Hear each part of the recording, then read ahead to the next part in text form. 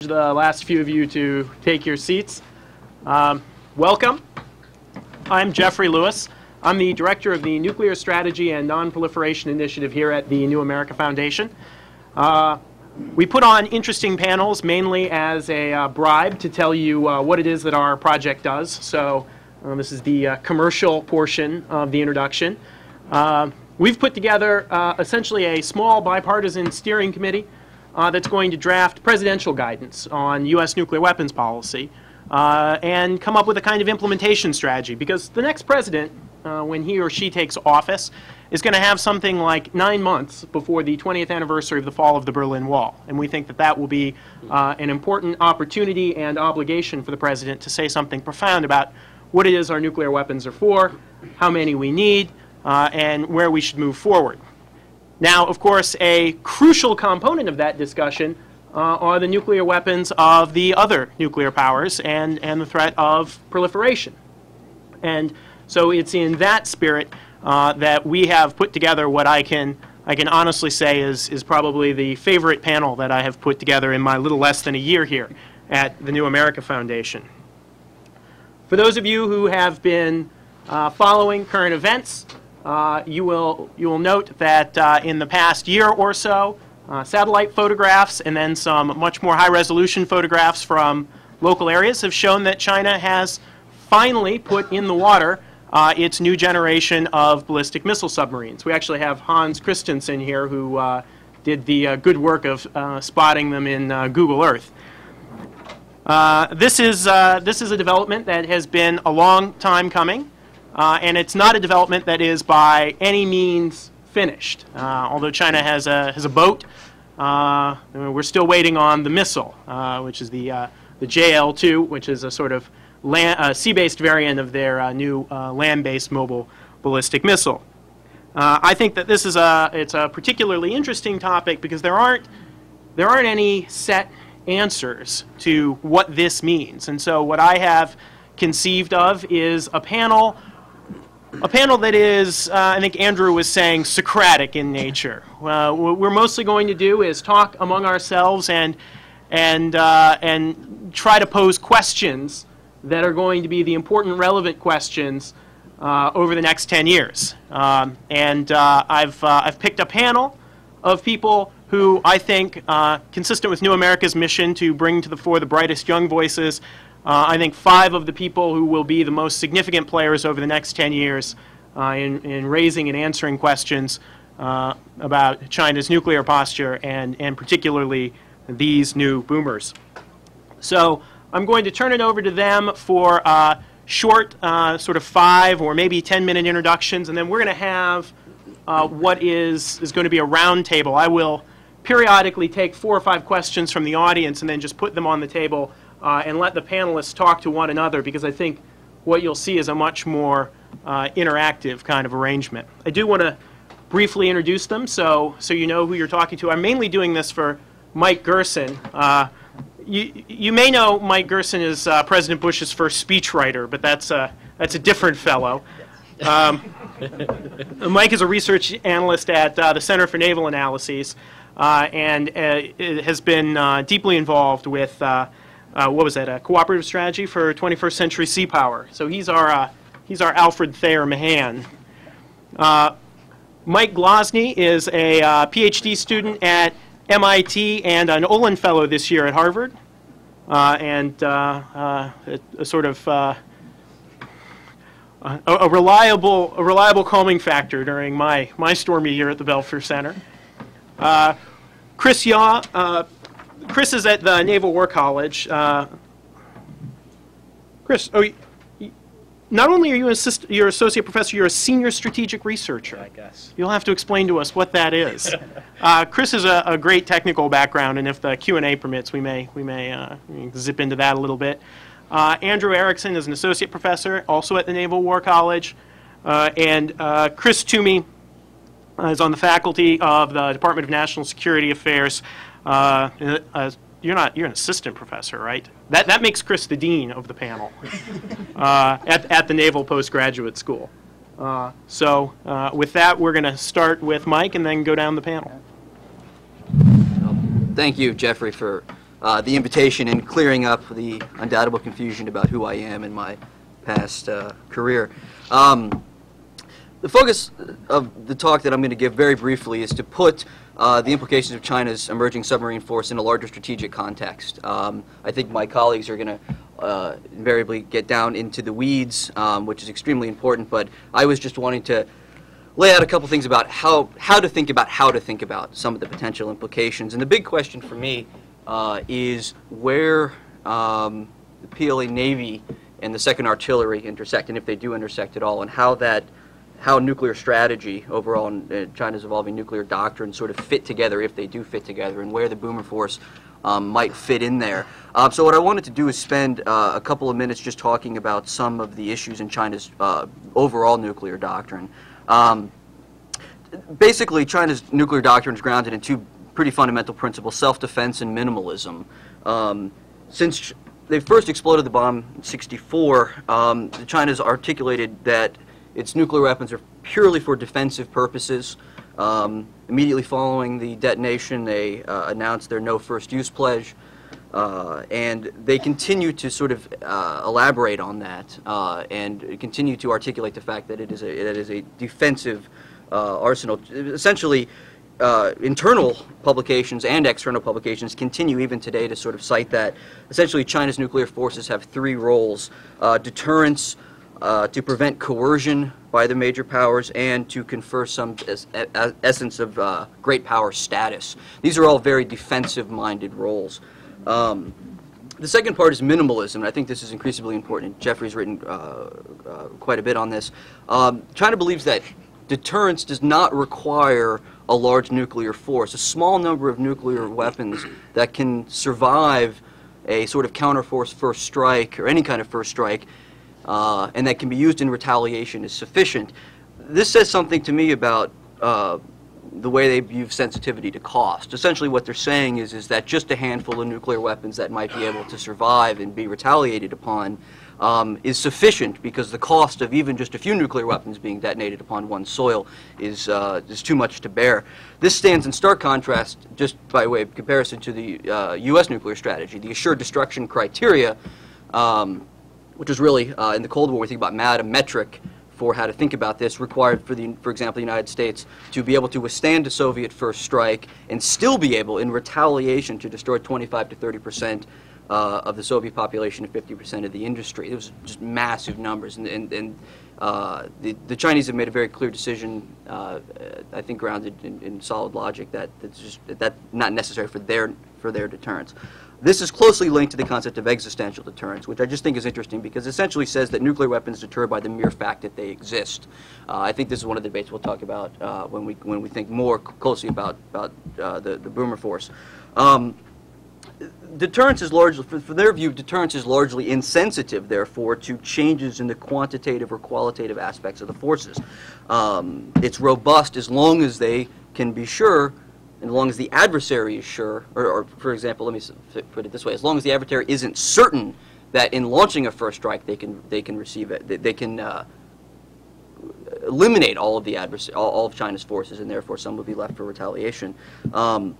So in some ways, this is really grounded in the uncertainty. Is, to my mind, the logic that drives this. The very fact that any power could never be certain that in launching a first strike intended to eliminate all of the adversary's retaliatory capabilities, you could never be sure that it will get them all. It might miss some, missiles might fail, there might be some they didn't know about. And therefore, because of that fact, that I think puts most of that deterrent, that's the kind of driver of that deterrent. Very quickly, just wanted, there's a new wave of thinking in China based on the China experts looking at their internal writings and translating them. Some people here on this panel have done some of that. Some new debates about China's nuclear doctrine and where it's going. These debates, they really touched this debate off. Ian Johnston wrote a great article on international security talking about this in the early 90s, and the question is sort of where's this going? When we think about China's minimum deterrent and the two issues of self-defense and minimalism, the Western conceptions of minimum deterrence tend to have something to do with essentially launching everything you have back at one's cities. I mean, this is kind of where that deterrent power comes from. The question is China comfortable with that? Is that really the way that they're thinking in terms of operational doctrine? And there's certainly no evidence that's definitive in one way or another, but it seems to me that the way China, at least some debates within China are evolving, is to think in some ways about having a withhold capability, having the ability not just to strike, having a little bit more accuracy, having the ability not just to strike, cities in retaliation, but also the ability to strike counterforce type targets. And what I would argue is that essentially the more that China thinks about the credibility of its deterrent, on the one hand, the credibility component has to do with the hardware, and that's where they're working now, the mobile missiles, the boomer force. But the more they think about the credibility of their doctrine, I would argue, and it's certainly by no means clear that this is the way they're going to go, the more they inevitably start walking down a path to where they move away from this very rigid posture in which they would essentially launch everything that was left in a strike. There seems to be talk about having some withhold options, having the ability to maintain intra-war deterrence, and moreover, having something left simply because there are other adversaries out there. The U.S. is not the only. There's India. There's other powers. They have to think about Japan. So there's the sense is that I think the more that China gets concerned about the credibility of its deterrent, the more I would argue, based on the logic, again, taking this from a theoretical perspective and using the U.S. as an example, the way the U.S. sort of thought about these issues, the more they eventually get pushed into a strategy that at least allows some flexibility. I don't want to argue that they're moving towards what Ian Johnson from Harvard called the limited deterrent strategy. Essentially, a core minimum deterrent is perhaps what they want, but they want a little bit of flexibility in terms of being able not just to strike, launch everything they have left and attack major cities afterwards. And I just want to use the U.S. as an example real quick. The way the development of U.S. nuclear strategy evolved is one of the core issues was creating options. And this debate was always put in the context of suicide or surrender. If the United States had a very rigid nuclear strategy such that PSYOP, which was the guiding policy back then, essentially said, we're going to use everything we have in a retaliation. The question that American policymakers and defense planners grappled with was, well, is that a credible strategy if the Soviets only use 1 or 2 nuclear weapons? If there's a scenario in which only a handful of nuclear weapons are used, the question always becomes, well, what can we do back? Do we have an appropriate response? And much of the emphasis on flexibility, beginning in the 1960s and particularly getting into the 1970s under Schlesinger, was about making sure the Soviets understood that there was no option that they had for which the United States did not have an appropriate response. The concern was always that they would use something and we would simply decide, well, we're going to launch everything, in which case everything that they have might come back, the suicide option, or surrender, which is we don't have a good option here. So I think I would argue that if China starts going down this road about being concerned about the credibility of their doctrine and starts really thinking about the doctrine, particularly in light of having a larger missile capability force in addition to the boomer force, that this is one path in which they might eventually go. Finally, I would just suggest that there are 2 ways that we have to think about I'm just going to throw this on the table. There are 2 ways in which to think about the strategic implications of the boomer force. That is crisis stability and the stability-instability paradox. To my mind, the 2 issues, and I'm just going to stop here, the 2 issues are, what does the boomer force do to crisis stability? What does it do to incentives to preempt? Your concerns about preemption on the crisis stability side and the crisis instability, and how does perhaps more survivable force affect balance at the conventional level? I'll stop there. We're going to go to Mike Losney next. One thing that the other Mike said that is pretty important, I love giving people reading lists. He mentioned a great article by Ian Johnson, International Security. But Mike Losney had a great article on China's submarine force, International Security. How long ago was that now? 2004? Yeah, 2004. 2004. Yeah, we'll get down to you at the end. But Mike.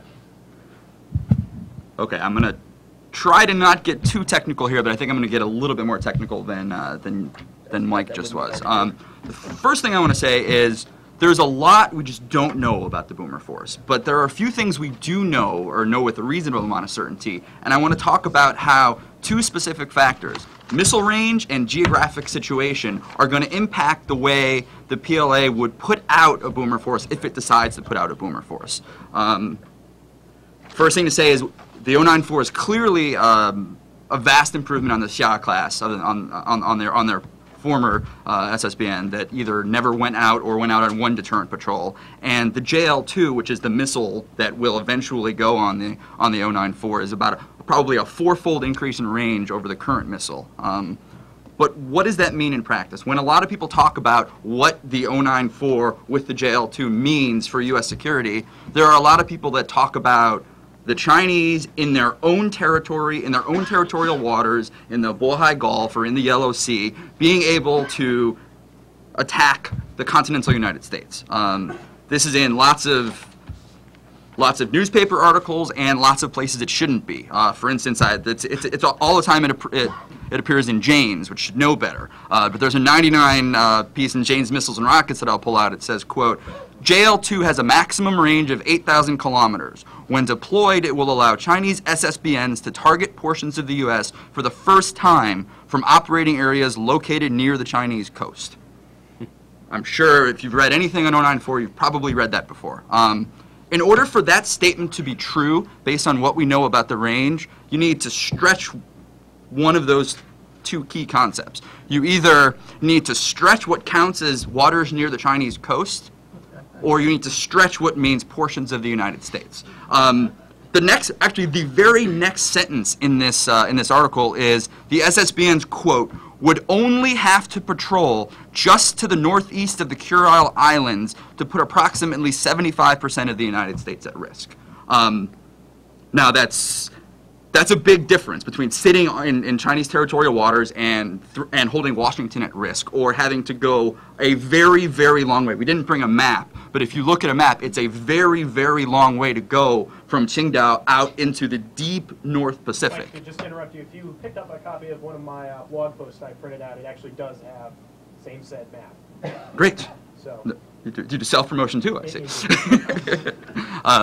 So that is a very big difference. And I'll talk a little bit about what some of the implications of the range of the missile is. But if you leave this room knowing nothing else, know that the 094 with the JL-2 in Chinese territorial waters cannot hit the continental United States.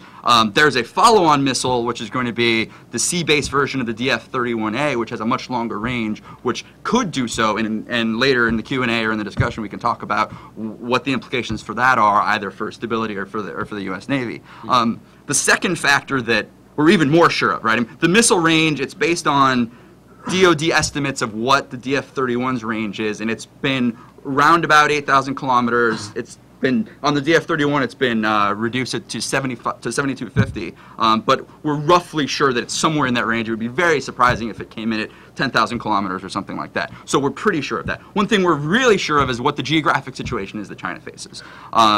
If you look at where China is likely to be operating these submarines from, which is near Qingdao, and then you look at what these patrol areas are that I'm talking about, which are very far east of the Kuril Islands. One thing you look at when you look at a map is there are very few ways for the Chinese to get there. There are essentially two major ways to get there. One would be going up north between Japan and South Korea through the Sea of Japan and then out. The other way would be to go south of Japan, sort of through Okinawa. And what does this mean for ASW concerns? Well, it narrows the areas that these submarines could possibly be. This serves as something of a cueing in terms of where we would be looking for these submarines. The other thing that Jeff points out in the piece that you have is draws the comparison between that and what in the Cold War was called the Greenland-Iceland-UK gap. Right. This was when the Soviet Union had to get their submarines out into the Atlantic. We set up a gap of passive sonars, of P3s, drop-in sonobuoys, of attack submarines, and the Soviet submarines had to get through this in order to get to the promised land on the other side. Essentially, this is what this geography presents as a possibility, that in order for the Chinese SSBN to get out into that part of the world to launch, it would need to go through a similar type of gap. And although there's been a lot of discussion about how US ASW has atrophied. Much of this is focused on the idea of a small diesel-electric submarine operating in littoral shallow waters. What the geography means here, what the geography and the range of the missile mean is where the SSBN would need to go is not only through these gaps that, at least in the Cold War, we were very good at setting up ASW bastions, but then would need to patrol in very deep water. And for those that, not to get too technical, but for those that know a little bit about Cold War anti-submarine warfare, in deep water, sound propagates a lot longer, and it's a lot easier to make detections. So the missile range and the geography together essentially put the Chinese in a situation where they are far more constrained in how they would actually put this boomer at sea if it wanted to, right? It limits how quiet, it sets a constraint on how quiet the submarine needs to be in terms of being survivable. If the submarine only needs to be in its own waters to launch, it doesn't need to be anywhere near as quiet as it does if it needs to go through a very long patrol through fairly good ASW barriers. And this issue also impacts lots of other things, like how many submarines they would need to have in order to be able to put submarines out in that deployed area. This is what sort of Air Force people call the base loss factor, right? The further you need to go, the more overall you need to have to get one out there at that point in time. This is also probably going to impact readiness rates and maintenance requirements. If a submarine only has to sit off its own waters, that mission is not as demanding as it is if you're having to transit that far, so there's certainly a greater chance of breakdowns happening more often. Furthermore, there's this loss of a home field advantage that we hear about in terms of diesel submarines acting in the littorals and thinking of Chinese submarines acting around Taiwan. The Chinese subs know the water around Taiwan very, very well. They know where temperature changes happen, they know where salinity changes happen, they know how to hide and where not to go. They're far, far, far less familiar with these waters out in the North Pacific. And this means that it's far more likely that they will run into places where they'll make a lot more noise. It's also likely, or not likely, but possible that if you remember what the USS San Francisco did a couple of years ago, running into underground mountains that you didn't know were there because you're not familiar with the waters. Another thing that this geography and missile range together put a constraint on the way communications work.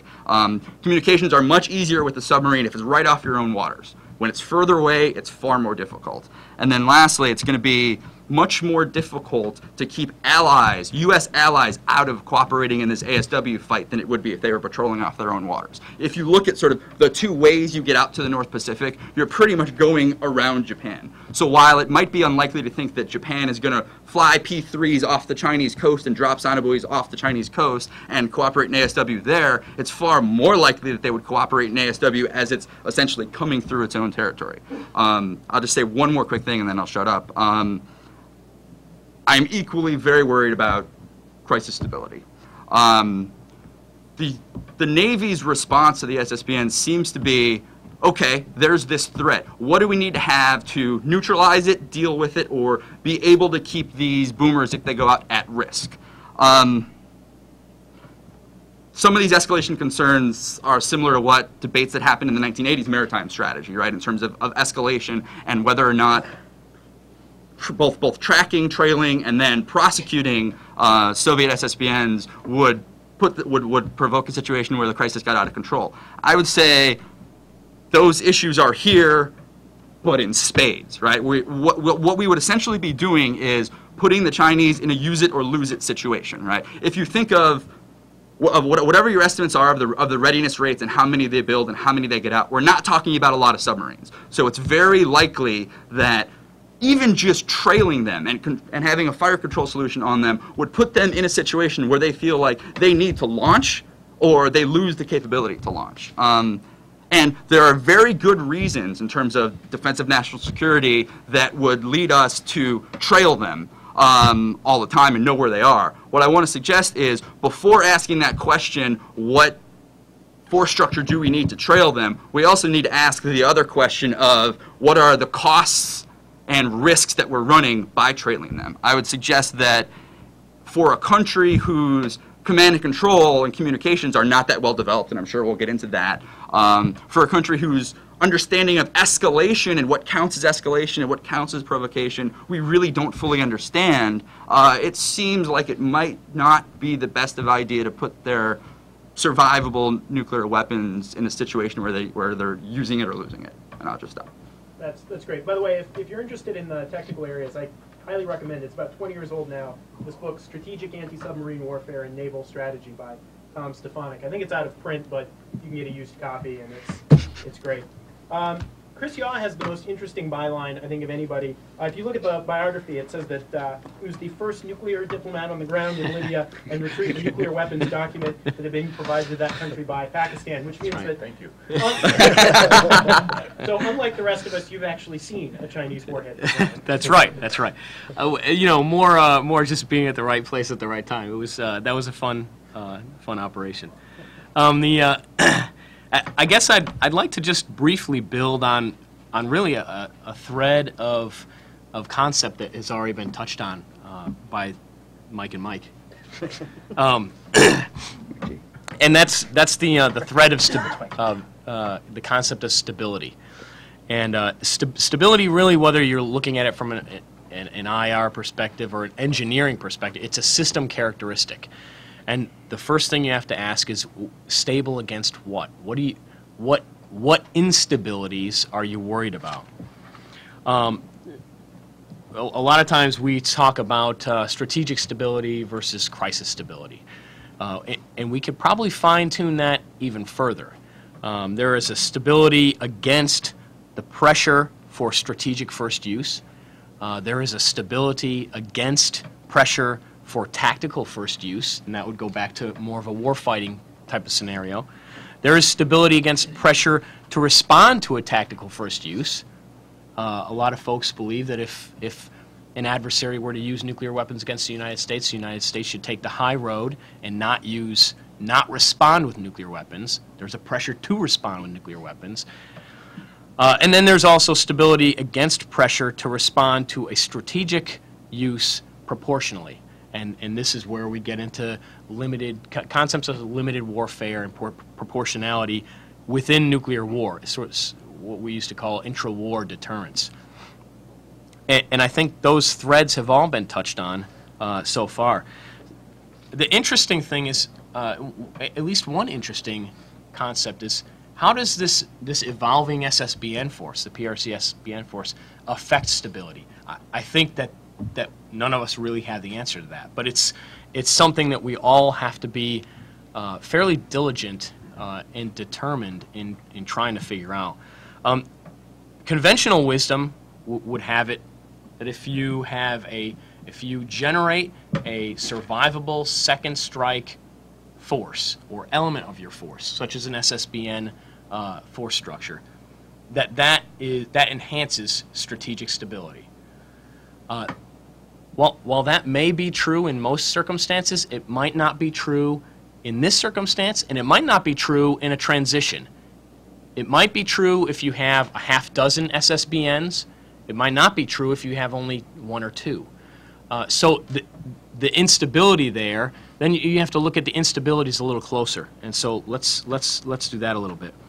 Let's look at how it might not be true that this SSBN force immediately enhances stability.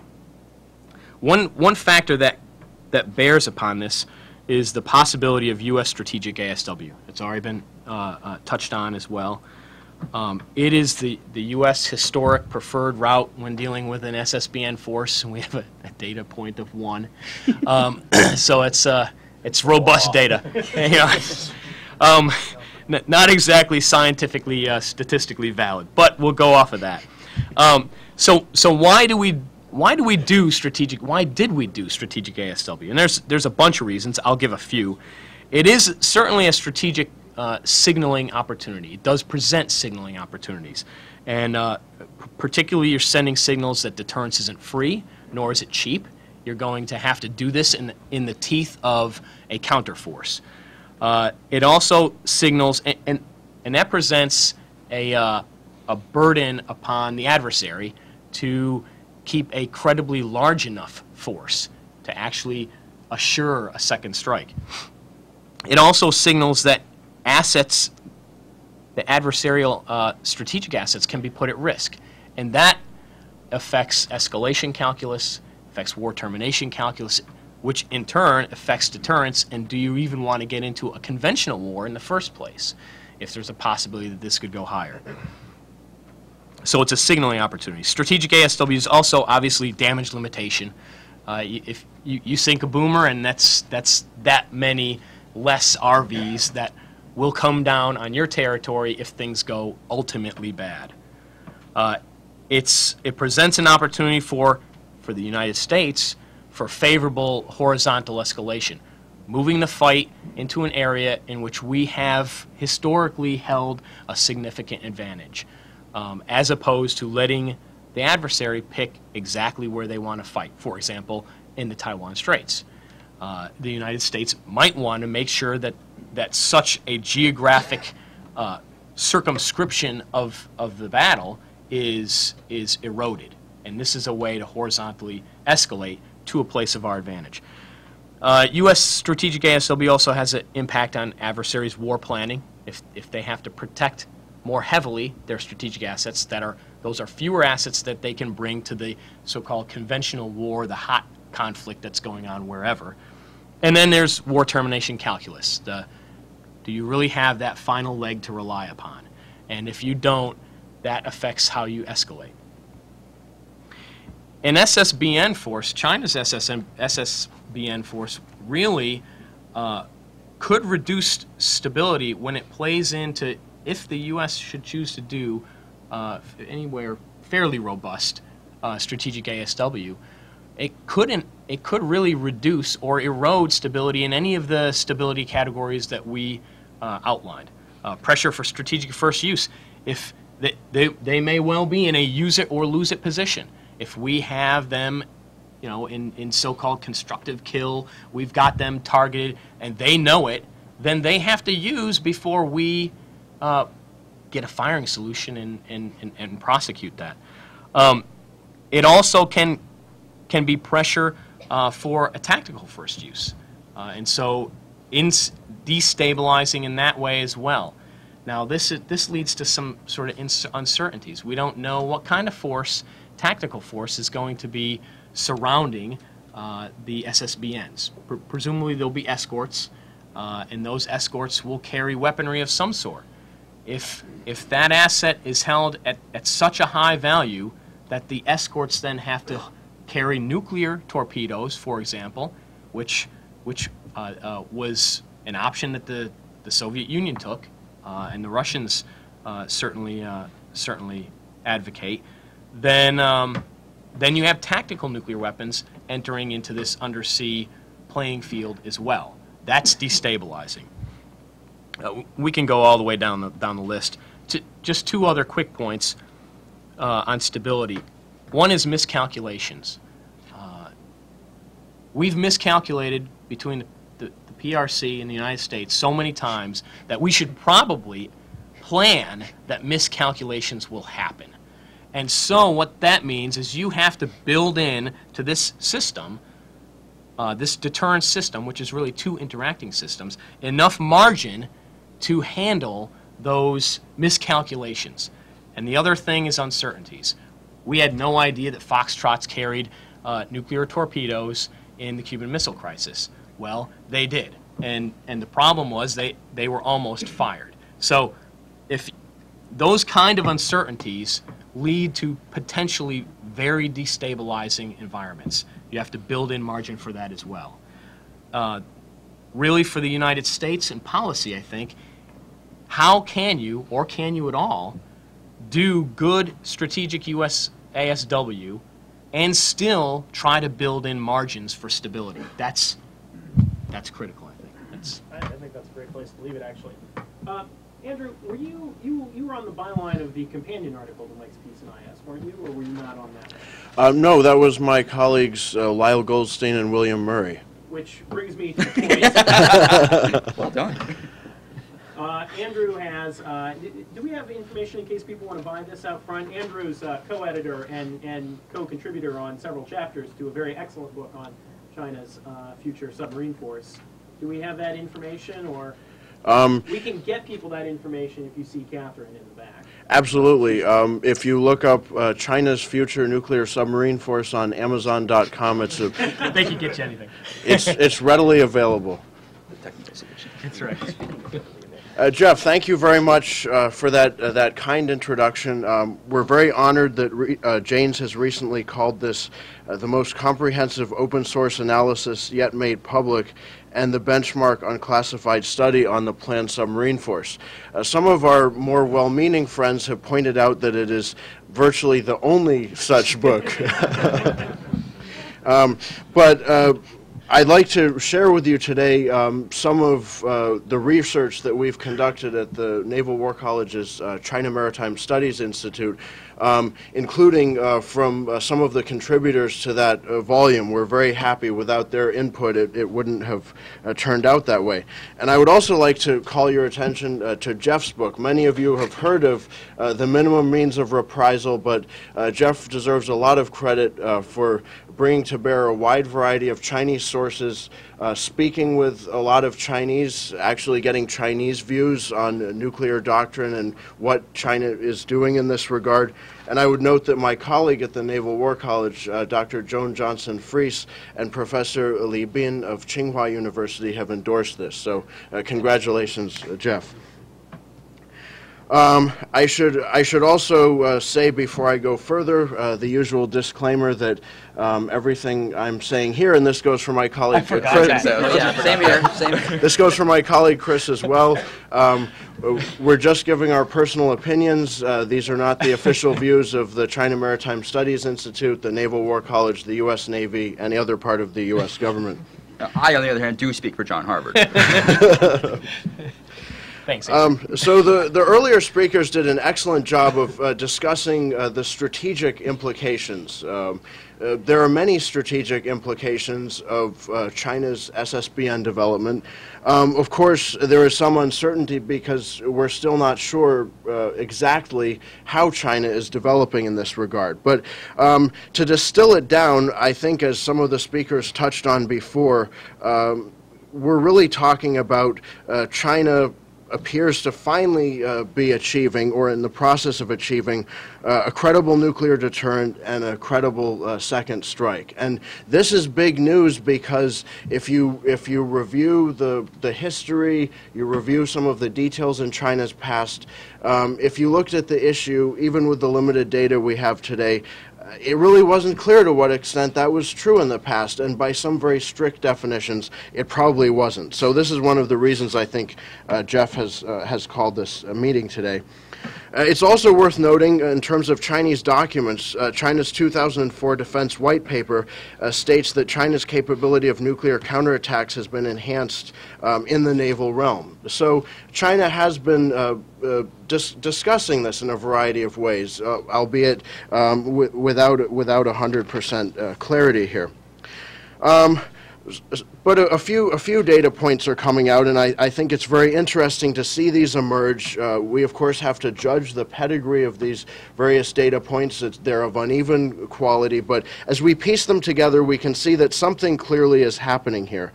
According to Janes, as many of you know, a single Type 094 SSBN was launched in 2004, has been undergoing sea trials since early '06, with the platform potentially operational sometime last year. That was a previous estimate. And the ballistic missiles by 2008, 2009. A second hull, according to Janes, was launched in 2006 and may be commissioned in 2010. Meanwhile, we have a lot of photos showing up on the internet, and I'll be the first to acknowledge this is not an exact science, but nevertheless, it's something that we should pay attention to here, and a lot of great work by Hans Christiansen, for example. So far, we see photos that appear to be of at least one 094 in port in Xiaopingdao, two at Huludao, and one at a newly constructed submarine facility at Yalong Bay near Sanya on Hainan Island. Now, to what extent these are the exact same submarines is unclear. Presumably someone with better technical abilities than myself could give it a shot.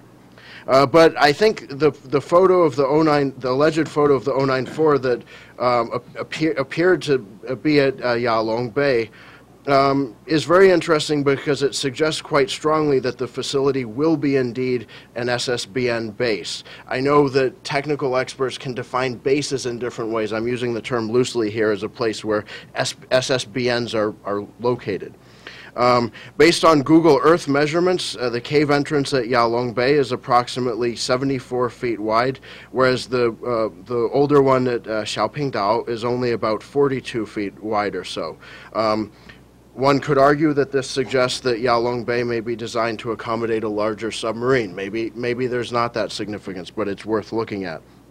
A variety of details and speculation on the JL2.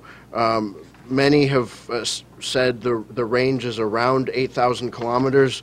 I don't think we know the exact range, but I think Jeff is right to caution us to be cautious. We're not sure at the unclassified level just how far and how far China could expect to send it.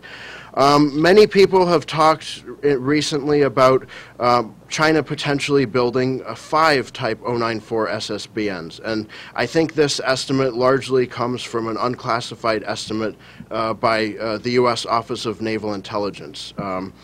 Some people have also said, well, that's a rational number to build if you want to make sure that you can always have one on patrol. So I think this seems to be a reasonable conjecture at this point. Some people have talked about the Xia-class SSBN, which was equipped with a very short-range JL-1 SLBM and is thought to have never made a deterrent patrol. So, well, we can debate what China can actually do with the 094 SSBN today and over the next few years. Certainly, it is a substantial increase in Chinese capabilities, ability to build something credible, it seems, than what happened before. But of course, there are many unknowns. Jeff and other analysts are correct to emphasize that it's unknown in the West how many Type 094 SSBNs China will build. This will, of course, influence deterrence patrol patterns. We don't know the range of the JL-2, which will influence patrol locations. We don't know what China's plans are for coping with command and control and use control challenges associated with the deployment of a sea-based deterrent force. But I do think it's reasonable to assume that the plan will go on deterrent patrols with nuclear weapons that have more effective surety guarantees than were available for the Xia. Type 094 SSBNs might be equipped potentially with a version of a permissive action link or a PAL and have some sort of other safety system that prevents the weapon from being armed without off-board information that is under very strict control. Some analysts have speculated that Chinese SSBNs might have difficulty constituting an adequate nuclear deterrent because they would take a considerable time to reach their patrol areas. But a sufficiently large fleet could enable individual SSBNs to transit relatively slowly to such a location. And the key would be that they only have to be in such a patrol area if they're ordered to launch. If they're at sea and undetected, an adversary would have to assume that they might be within launching range, even if they were not. And they could also conceivably transit to such areas at high speed, and it would be difficult to rule out their presence in the launch area, although that comes with its own challenges. To wrap up my initial comments here, in our volume that Jeff nicely mentioned, Admiral Michael McDevitt has stated that, quote, over the long term, it is reasonable to expect the PLA Navy, to try to master modern quieting techniques, since the vast distances of the Pacific, combined with the logistic limitations of conventional submarines, make nuclear-powered submarines a better weapons system. I do think we are seeing Chinese attention in this area, and I think China has the national capabilities, over the long run at least, to make significant progress here. If China's nuclear submarines are given adequate acoustic and propulsion capabilities and properly operated, and hence effective, The actual number that China constructs and deploys, as I mentioned before, will offer insight into its naval and nuclear strategy. So this is something, a data point that we should be watching. Finally, as people have alluded to before, the 094 could take the survivability of China's nuclear deterrent to a new level and potentially enable more aggressive posturing by Beijing in a crisis such as concerning Taiwan. Thank you. Great. And that in cleanup, we have Chris Toomey. Chris runs Great Track 2 Dialogue. And you just have one in Hawaii, right? Yep. And so there's lots of interesting stuff there, but I can't flog your forthcoming book because it's not out yet. Thanks for reminding me. But does it have a title? No. No. I appreciate the offer to have flogged it had it been available, though, and we'll take you up on a rain check at some point. Thanks, Jeff, very much for bringing me out. Thanks to the New America Foundation for hosting this event and organizing it. I do think it's a very important topic. Let me echo the disclaimer. I'm speaking as one professor from Monterey, not for any element of the U.S. government. And then also give a little bit of an introduction. While I work at the Naval Postgraduate School, I have not served in the Navy. I've spent a few weeks on carriers giving lectures, but don't have any particular military background. I know there are a number in the audience who do, and I look forward to their comments and corrections. Let me try to make a few points briefly, and then really open it up to the broader audience. First, the data, as a number of people have mentioned, is really poor. We don't have a lot of data, that is available that allows us to come to any firm conclusions. It's very early in the process of Chinese boomer deployment of this new generation, and I think it's going to be quite a while before we have any firm sense about the implications for Chinese naval developments writ large beyond the boomer force itself, for the American reaction to it, and for any change in coercive capabilities that provides, either for the Chinese or for the United States. That said, being a good political scientist, I won't let the absence of data prevent me from hazarding a few conclusions. One area that I think is going to be very interesting to watch is this development of command and control and doctrine. And I think it is likely that the Chinese have not engaged very far down this road. It is going to require a very substantial set of policies and doctrine for the Chinese to have an effective deterrent. They're close to having, well, let me step back. First they need to complete the technology development and the capabilities. We've talked a little bit about that already. My ballpark estimate is we're 5 to 10 years away from the full end of the capabilities, the hardware being available for the Chinese to put to sea multiple boomers with missiles and the associated command and control that will allow them to do that. That's a fair ways off, I think. We haven't seen a lot of discussion in the unclassified literature about JL2 tests. You're going to have to do that a good bit before you're comfortable. Then you're going to have to solve these problems about permissive action links or other ways that you address the command and control of nuclear warheads.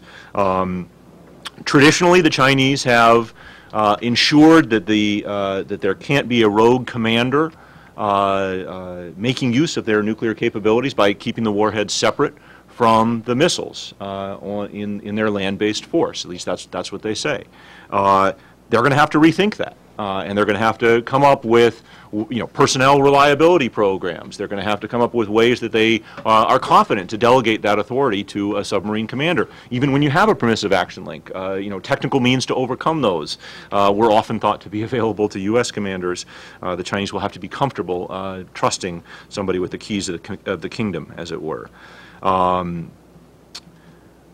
also going to have to think carefully about how you coordinate attacks between the Navy, launched by the Navy, by the boomers, and the 2nd Artillery. Again, not something we think that they've necessarily been forced to do thus far, and that's going to require a degree of jointness, which the Chinese are making substantial progress with in conventional areas, but I think it's clear it is a struggle. This is an institution that is dominated by the Army. When we think about how hard it was to make our own military purple over the 80s and 90s and the difficulties that we still have today, I think you could expect that those problems are going to exist with greater intensity in the Chinese force. Given the lack of strong civilian control, something I'm happy to come back to later. I think there's a lot of evidence of that, that there is not excellent civilian control of the Chinese military, and one of the ways that jointness occurred in the United States was by being imposed from above, and so on. So I think the coordination with the 2nd Artillery, which is going to be critical for some of the more challenging forms of, kind of going back to Mike Gearson's point about whether they're moving away from a spasmodic response of all your available warheads. But you want to think a little bit more carefully about dealing out the targets to different to different capability packages that you might have available. And then lastly, the training issue. Again, to cite Hans Christensen's work, we have a sense that the Chinese have not engaged in a lot of submarine patrols in general. To have deterrent patrols by a nuclear force is going to be even more technically demanding than what they have been engaged in of late. Again, based on information that Hans got declassified from DIA, as I recall. All right, so point number 1 is that there's a lot of software development that has yet to be done, even once they finish the hardware development, which is not yet complete. Point number 2, and I think this is ought to be the punchline for this panel, is how does this change U.S. coercive capabilities? We're in Washington. How does this change U.S. coercive capabilities over China? How does this change the conduct of statecraft in the context of a Taiwan or other crisis in the region due to the development of a Type 94? Again, if we're talking 10 years out, 5 years out, at that point we will have moved for the DF-31 away from initial threat availability, which was the term sort of invented for the 2007 Chinese military power report, to suggest that the DF-31 was finally getting very, very close to operational capability, but still not quite operational capability. But we will presumably move beyond that for the 31, which is a missile that can hit parts of the United States. Maybe we will have achieved a capability for the 31A, which would put all of the United States at risk by a road-mobile, quick-to-launch, solid-fueled missile. If that's the case, and I will sort of assume that that will be the case, then I think what the boomer, the Type 94, once it's equipped with the missile and trained with appropriate doctrine, what that adds is not a whole lot, I don't think, in terms of Chinese capabilities. The Chinese will be fairly confident that their road mobile systems will provide a relatively effective, a relatively secure second strike capability. And the boomers won't add a whole lot. I do worry about the threat escalation, and I can see my clock is running out, so I'm not going to go back and reiterate some of those points, but I do worry about that aspect of the boomers, the crisis stability aspect of them. But I'm not sure that it adds dramatically to the Chinese capabilities to respond at the end of some hypothesized crisis that escalates.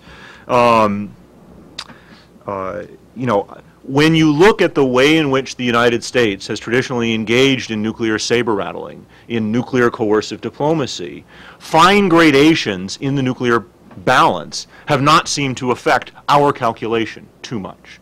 And so my guess is we will continue to play that game. Will the Chinese feel dramatically more confident because they have some boomers? I'm not positive that they will. I think that does get into the opacity issue very quickly. That said, my third point, and the one I'll leave with, is I think there will be a very substantial effect, not on the coercive capability of the United States or the degree to which China will be subject or freed from that coercive capability. But I think there will be a bureaucratic politics effect that's going to affect both sides of the Pacific. On the Chinese side, once they start thinking hard about how to protect the boomers, where they're going to deploy them, they're going to need to think about how they're going to get out of the box that we will be trying to put them in. This is going to require added SSN, added attack boats. It's going to require some harder thinking about moving from a sea denial or area denial or access denial off of the Chinese coast as a naval strategy, which I think is currently a Chinese naval aspiration driven primarily by Taiwan Strait scenarios. But once you need to start thinking about protecting or sanitizing patrol areas that your boomers might go into to allow them to launch, again, assuming that they don't have extremely long-legged missiles, the JL-3, if you might, then that's going to force you to push your own Navy in a development pattern that's going to be rather different. It's going to look more like Sea Control, Sea Command sorts of naval platforms. The U.S., of course, is going to react to that. And although I don't, haven't served in the Navy, I do work with them a lot, and I can kind of predict, as I'm sure many of you can, their reaction to, that sort of buildup in the Chinese Navy. And I think that sort of interaction worries me. Because it feeds into very broad threat perceptions, but also it leads to the same sort of crisis stability sorts of problems. We've already talked about SOSIS, about added ASW training, increase in the subforce on the U.S. side. The P3 follow-ons become an easier sell. All of those sorts of factors then have the potential for a real, for a much more substantial kind of conventional arms race. I guess the only thing my true last point before Jeff tries to cut me off will be to say, when we think about the crisis stability in U.S.-China context, one of the reasons that we were very worried in the European context in the 1980s was that conventional war plans in the United States seemed likely to provoke the Soviets to thinking about crossing the nuclear threshold. And I think when you think about the analog in the Taiwan Strait, because we're so appropriately concerned about Chinese diesel submarines posing a threat to American carriers, which will be critical to our response to any Taiwan scenario, we're going to have to be very aggressive about our ASW. And it's that conventional aggressive forward-looking posture by the United States that's going to be very provocative and dangerous to the Chinese boomers. And so I think when you worry about crisis stability, you worry about the escalation beyond the nuclear threshold, and I think that's one of the areas that I do find rather disturbing, again, to echo points made before. Thank you very much, Jeff.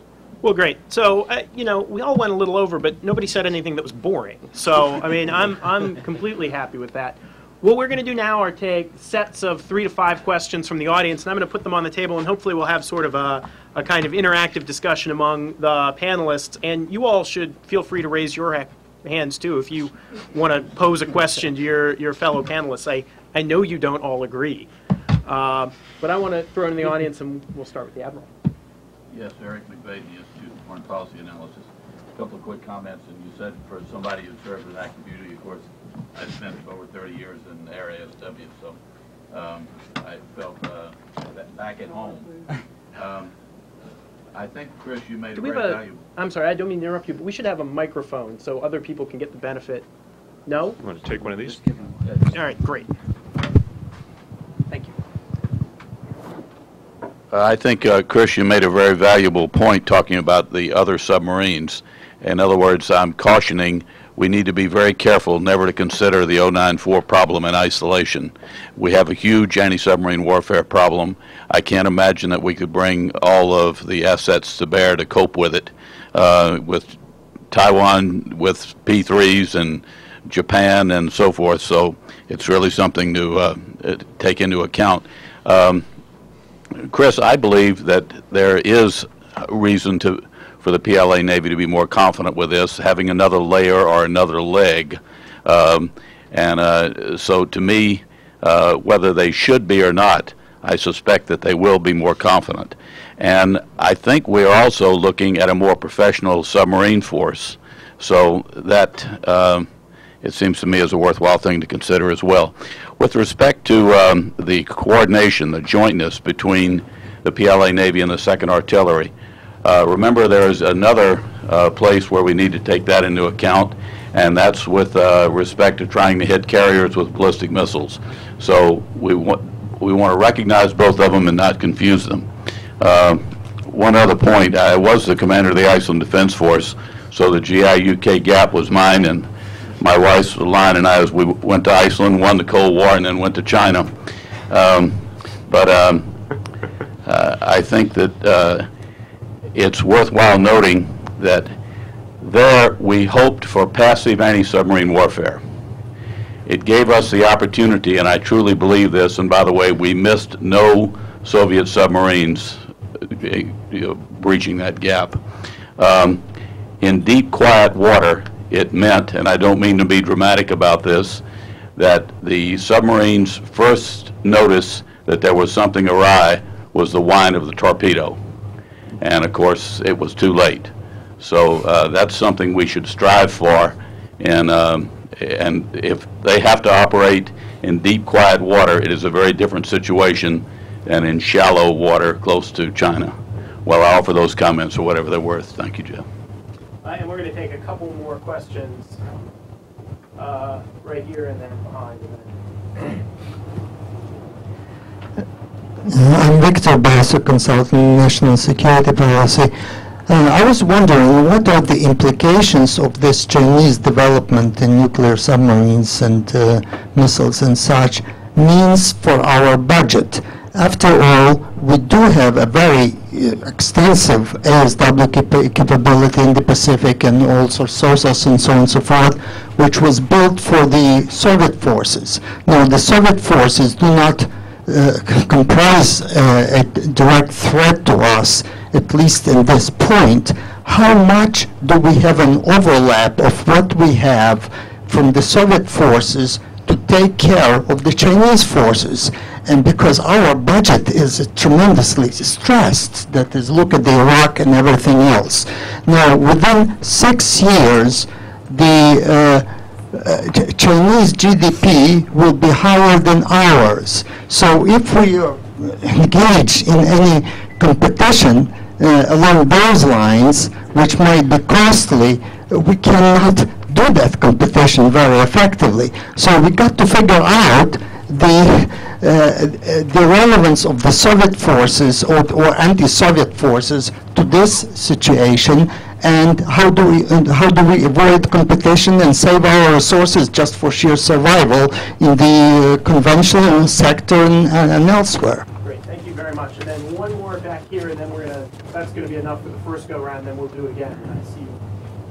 My name is Carl Osgood. I write for Executive Intelligence Review. Nobody on the panel spoke about Chinese perceptions of U.S. strategic policy. So my question is, we'll be real short on that, to what degree is there any evidence that this effort, this SSBN effort, is actually, or at least in part, a response to U.S. policy, such as some said that the anti-satellite test last year was? Great, well that's an enormous, can you bring that back, right? I think that's quite a bit to get the panel started. We've got sort of a lot of questions about our existing ASW capabilities and our other interests in the integration of sort of conventional operations with nuclear operations, the growing professionalization of the force, budgetary concerns, Chinese perspectives. Did you all have any questions for one another before we let you start tackling any of those? I know none of you are shy. Do we want to tackle those and then? Yeah. Do you want to tackle one, Mike? Sure, why not? Go for it. I'll bring sort of part of Admiral McFadden's question and then the question about our ASW, I think, together. If we look at what happens in deep water in terms of ASW, right? SOSUS was fantastic, but doing passive acoustics was always vulnerable to quieting, right? You know this much better than I do, so I feel like an idiot. But they did succeed. They just didn't know it. Right, exactly. So I mean, the question, those two ideas of what I was talking about before, of if they're in deep water, sound propagates a lot better. Therefore, the Chinese SSBN out there in deep water is more likely to be found. That depends on the acoustics, which I'm sure is something we're going to get into a little bit more. But that's the same point about this gentleman's question about what our ASW capability is and how much of the Cold War holdover can still do the job today. all of that is dependent on what the acoustics are of the SSN and the SSBN, right? If it is, right, in 97, ONI said that the acoustic signature of the type 093, which is the SSN, is going to be roughly equivalent to the Victor 3. First of all, that was, sorry? Early Victor 3. Sorry, early Victor 3, not the Model 2. First thing about that is that was 1997, long before the 093 was built, so it's unclear what that was based on. But if they are able to get up to, probably more importantly, the second flight of the Victor 3s and up into the cooler range in terms of quieting, then both the passive sonar is arguably taken off the table in terms of being as useful as we would like it to be for a noisy submarine, and also sort of calls into question the utility of a lot of the Cold War assets. Now that being said, in the mid-'80s, right as we were realizing about how quiet Victor 3, Flight 2, and Akula were, we started putting lots of resources into looking in low frequencies, right? I mean, the way this worked is sort of earlier submarines, you could hear them at higher frequencies, and then they eliminated that tonal, so then you look lower and eliminated that tonal, and I'll stop. Well, you don't have to stop. Okay. Finish your thought. Okay, so really the issue is how quiet it is, to answer both of those questions. I had a training-related comment if someone else wanted to two-finger on this issue. No, make your training. Well, Admiral, that was an excellent comment on the training, and I would like to use your quotation that a young planned officer must today see the prospect, at least, of a promising career ahead as a nuclear submariner with esteem comparable to that of an American counterpart. That in itself is a remarkable and telling change from a few years ago. And indeed, if you look at the various Chinese open source publications that describe in some detail the various types of nuclear submarine exercises, we can see that, as with many other types of exercises, whereas it appears, say 10 years ago, a lot of things were very unrealistic, rote, scripted, things are getting much more sophisticated, diverse, and realistic. There may still be a ways to go, but it's a very dynamic process here. Also, profiles of some of the young submariners. This applies to the diesels, but also to the nuclear submarines.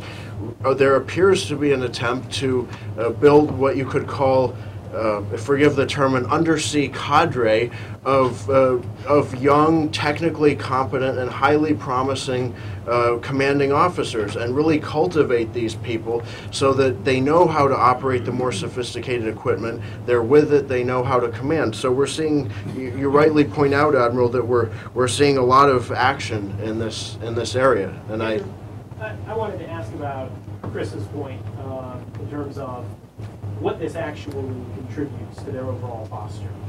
I mean, I agree with you that there's an increasing capability and professionalism, but what does that get? Yeah. Well, I think what it gets them is the hope of actually operating the submarines properly. As a variety of people have pointed out, China's personnel quality has been low in the past, particularly as the military modernizes and there's more and more high-tech equipment to operate.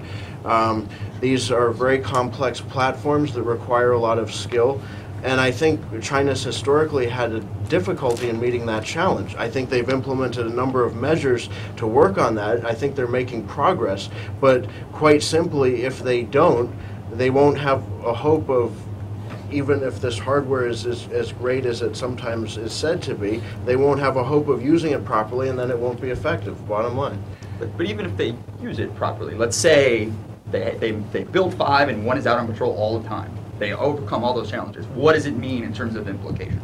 I mean, that was Chris's. Something else to say. Yeah, no, I mean, just to chime in on that point and to again respond to Admiral McFadden's comment, I mean, I think at the end of the day, in 10 years, when the, this is fully operational, the boomer platforms in 5 or so have had some doctrine that's been vetted and the missiles have been tested and so on, you're also going to have a fairly robust set of land missiles that are mobile and that also are benefiting from this professionalism increase across the services and don't have as much of the challenges on the doctrinal side to develop. So my guess is you're going to have a lot of confidence in the second strike from the Chinese coming from that land force.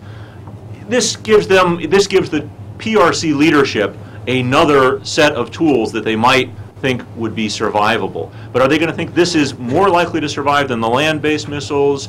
You know, it will increase their confidence that they'll have some missiles, maybe from, and I really don't want to put numbers on this because those will get quoted, and I have no basis for them. But you know, from some percentage likelihood that you're going to be able to respond to a slightly higher because you've got the boomers. But I think fundamentally, you know, the Chinese think on the basis of the emphasis they're putting on the land-based systems that this is going to provide them a large enhancement to their capabilities, and I think that's what gives them, at the end of the day, in a very broad strategic sense, some sense that they're resolving some of the problems that they've traditionally had with being subject to, potentially American nuclear coercion in a Taiwan scenario or elsewhere. And maybe emboldened in a crisis, whether rightly or not.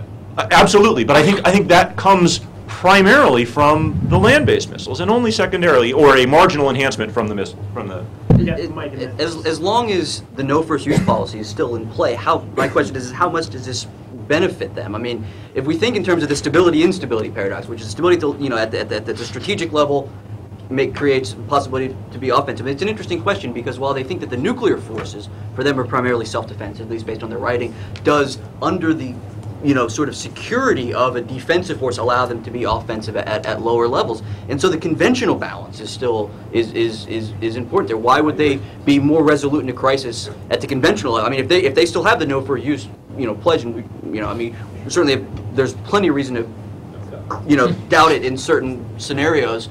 Although I would say a point on that, having that policy has tremendous audience costs. And as China continues to rise and becomes more integrated into an international, global, and economic political system, changing that policy or violating it without changing it first imposes huge costs. And so I would argue that it binds them more than some of my other colleagues. So does going to war, though. Not to the extent to which they say we're not going to use these things first, and they've held to that policy, and then either reverse it and scare us tremendously because we're going to make a big deal about that, or simply use them first and say, well, it's because it was Taiwan and we think that Taiwan's really part of us, or because we had a launch on warning, and launch on warning doesn't necessarily mean that we have to wait to be attacked first. I mean, I'm simply making the point that I think that it does impose significant audience costs. I'll stop there. Great. There is some hedging, I think, with having the two legs. There's a little bit more robustness against future architecture of missile defense, for example. They are very worried about U.S. missile defense and the vector of that architecture. There adds some margin to their effectiveness to penetrate a missile defense architecture by having the two legs, I think. And then, although granted, I would agree with you, Chris. It's marginal, I think. I think it's marginal. Put more rounds in Vandenberg rather than in Alaska. That's right. Essentially solved that. Right. This means the second missile defense interceptor deployment site, which is in California. Right. Yeah. And there's also I think a sense that U.S. ISR capabilities are rapidly being enhanced, and the possibility that the U.S.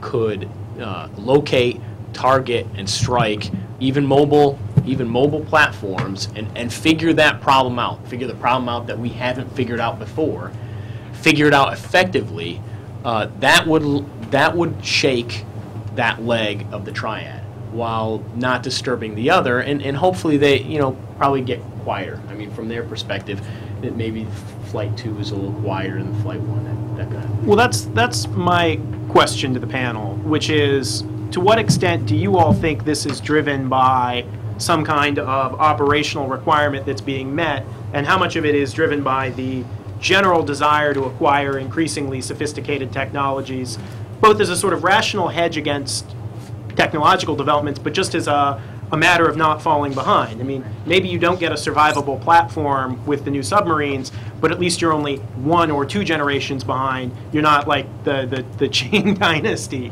right? And I mean, that's a flip remark, but that's certainly what folks in China think about, right, when they think about not investing in this. So how much of that is technology and how much of it is operational requirements?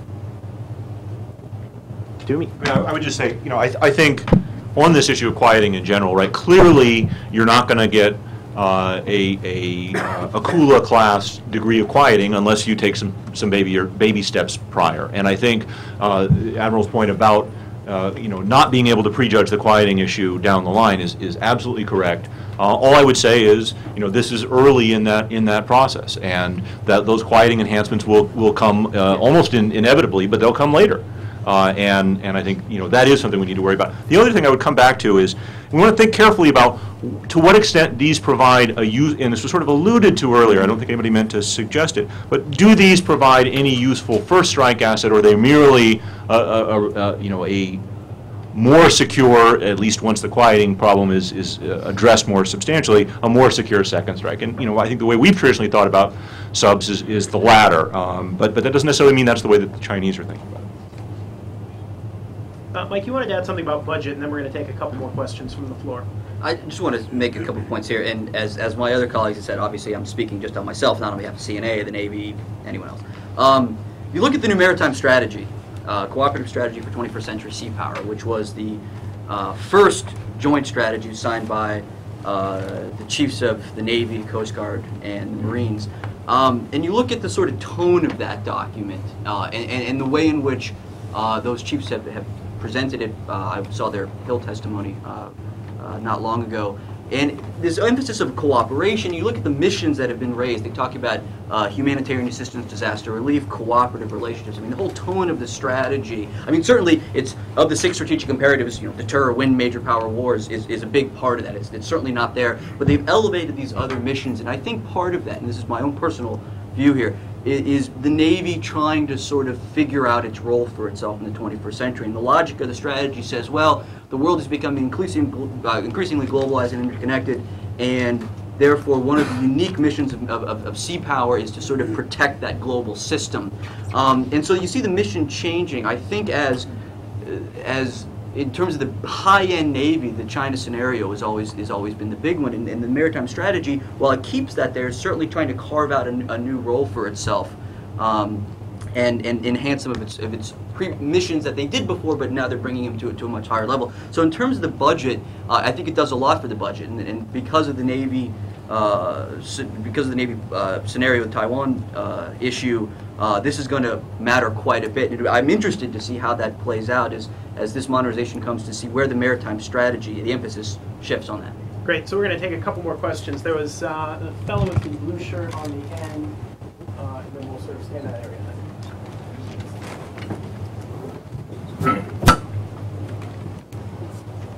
Hi, Ron O'Rourke from the Congressional Research Service. I track naval forces there, and as a part of that, I spend some of my time tracking Chinese naval modernization, and I maintain a report on the topic. On the budget issue, personally, I'm not so sure how much that new strategy is going to affect the Navy's budget. I think it would help the Navy if they actually asked for more money, which the Navy has spent most of the last 7 or 8 years studiously not doing. So if you're not actually asking for more money, it doesn't really matter what you publish or not publish in terms of your strategy. Just a couple points. First, to get back to the issue of exactly how far these missiles can fly or what targets they might reach. I agree that there's been confusion on the issue, and DoD has not helped that by publishing in its annual China military report a map which effectively suggests that these JL-2 missiles are being launched from a point that is about 700 miles inland in northern Manchuria. I think they did that just to simplify the graphic presentation of that map, but it's obviously an artificial launching point. If you actually take the 8,000 kilometer range and go to a globe and take an accurately measured range gauge and put it against that globe, you will find that if you put the starting point of that missile at or very close to the coast of China, it will be sufficient to reach Hawaii and at least some portion of Alaska. And I think Senators Inouye and Stevens would certainly argue, as would the people who elected them to office, that you do not need to stretch the definition of portions of the United States to include those 2 states within that definition. So in fact, the missile, if you measure the range on a globe, is sufficient if you use the 8,000 kilometer figure to reach portions of the United States.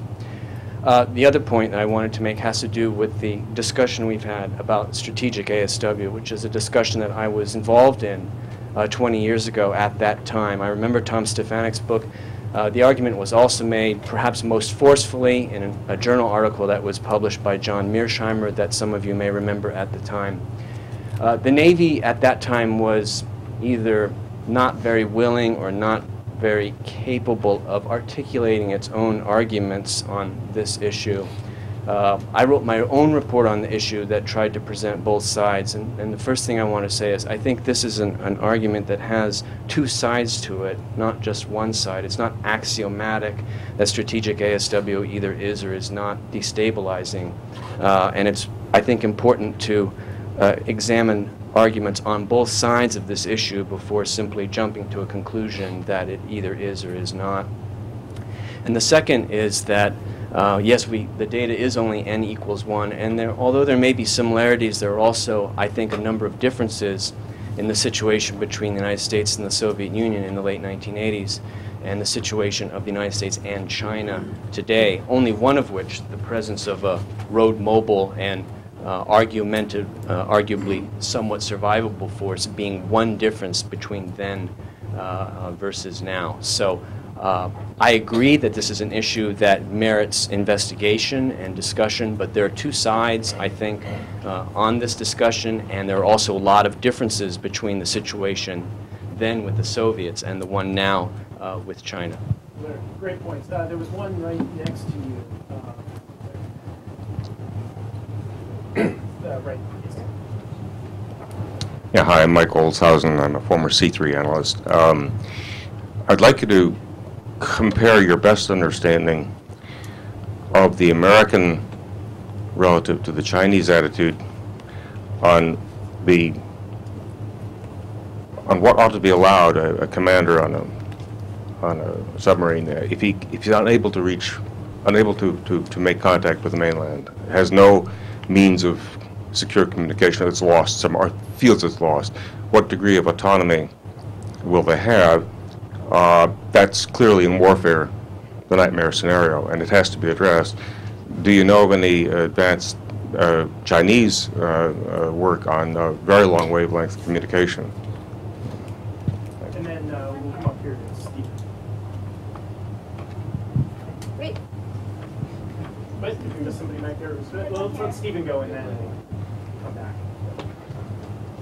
Stephen Young with the Union of Concerned Scientists. My question really is sort of, it may be impossible, but it's the fundamental question of what's the why? What do we know about why China is doing this? Do we have a sense of, based on Chinese writings, what is the why for this policy? They're doing it, we can see it happen, it's all in Chinese though. So what do we know about the why itself? What the Chinese writings themselves say, if anything?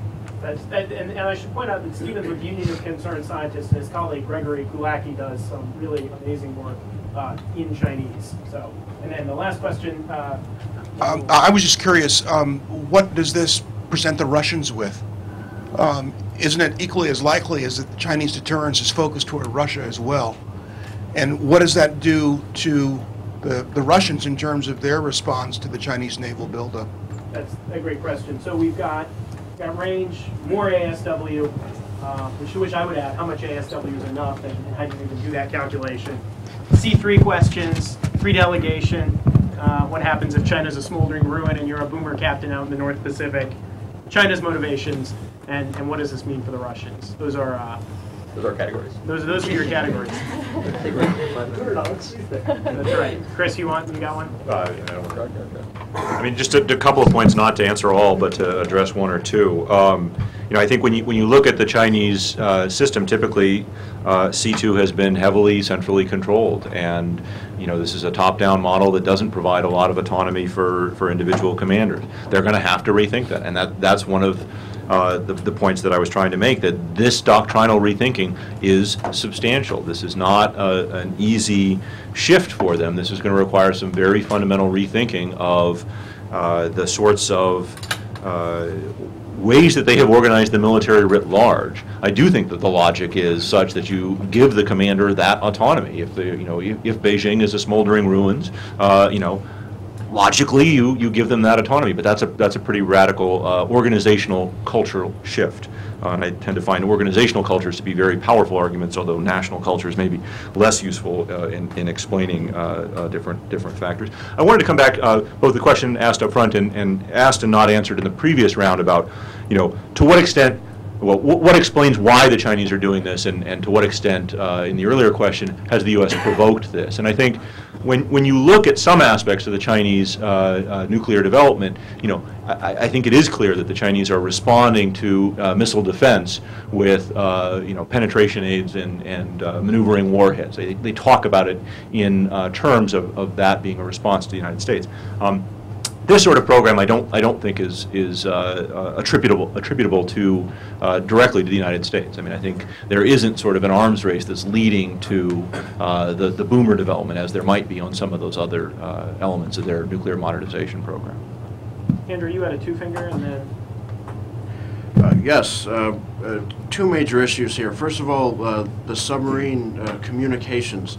I am not a technical expert, but I would commend the chapter in our book by Jim Mulvenon, Garth Heckler, and Ed Francis at the Center for Intelligence Research Analysis. They've really looked at this subject in a great detail, drawing on many Chinese technical writings, and I think they've looked at that very thoughtfully, so I'd recommend that.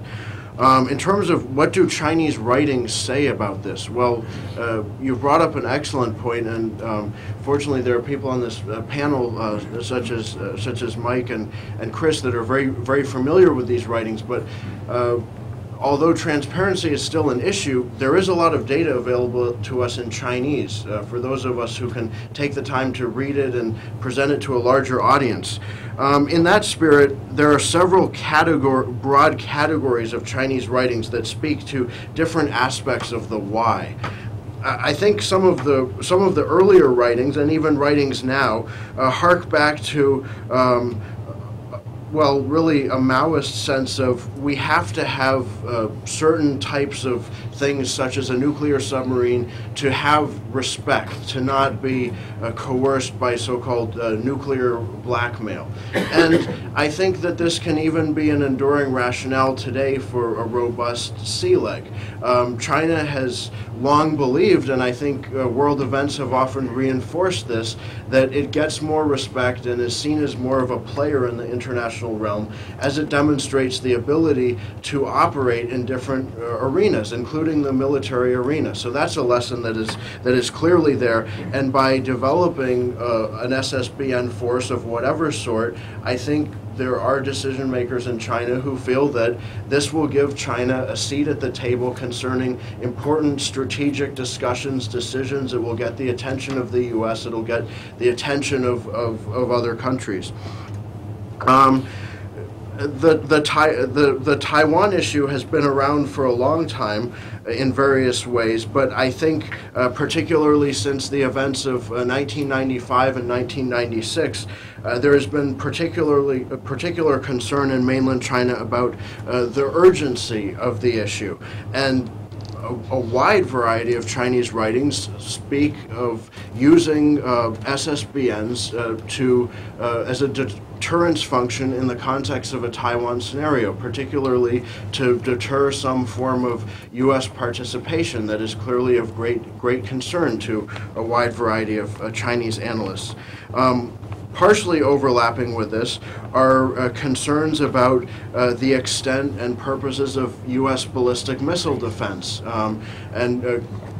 Chris Yaw was referring to earlier a possible rationale for the Type 094 SSBN in Chinese attempts to make sure that their nuclear deterrent is not negated by some form of missile defense.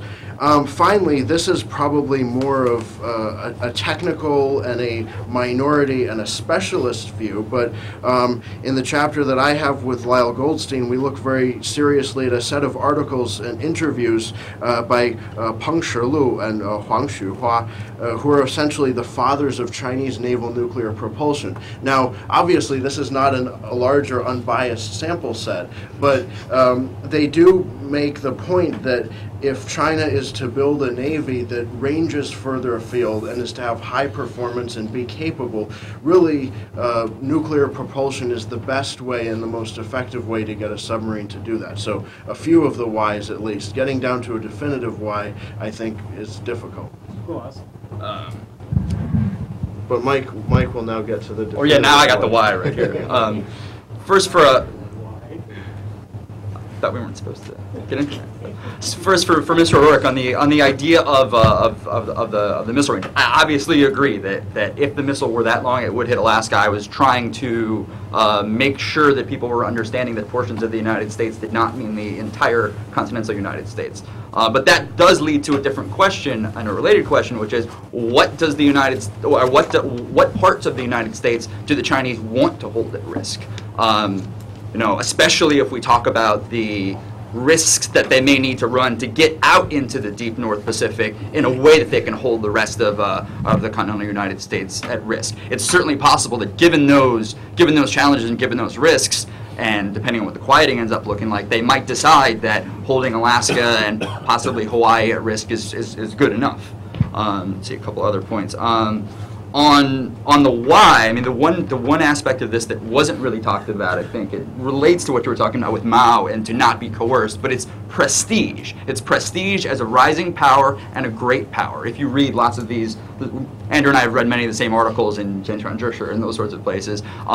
In virtually every discussion of the SSBN, somewhere on there is they know they're the only P5 that doesn't have an SSBN that can go to sea on deterrent patrols. And as a PLA officer said to me over beers at one point in time, he said, you know, it's really, really demeaning that you guys laugh at our SSBN, which is, you know, part of this prestige. It's if you're going to be a great power, you should have all of the toys of a great power. Now, real quickly on the command and control, this is a really deep issue, and some of the best work on this is done by Project Asia at CNA. There is this huge tension going on, not just in the SSBN, not just in the 2nd Artillery, but everywhere in terms of centralization versus decentralization.